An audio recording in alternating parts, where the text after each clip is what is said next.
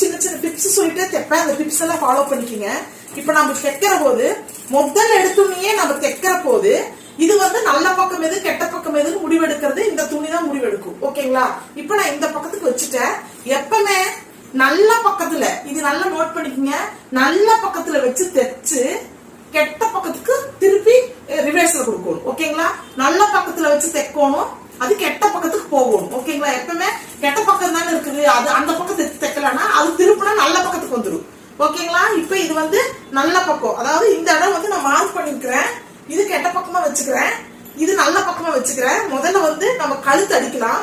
இப்ப நான் கழுத்து அடிக்கிற கழுத்து எப்படி அடிக்கிறேன்னு மட்டும் பாருங்க. ஏன்னா நான் ஏற்கனவே பேப்பர்ல சொல்லி கொடுத்தேன் பாத்தீங்களா, அந்த மெத்தட் தான் அடிப்பேன். இப்ப இந்த பீஸ் பாத்தீங்களா 1 இன்ச் இருக்குது. அந்த 1 இன்ச்சை கரெக்டா மடிச்சுக்கணும். 2ஆ மடிச்சுட்டு சமமா இப்படி வச்சுக்கணுமா, ரிப்பன் மெத்தட் வச்சுக்கணும். வச்சுட்டு இப்ப நான் இங்கிருந்து கரெக்டா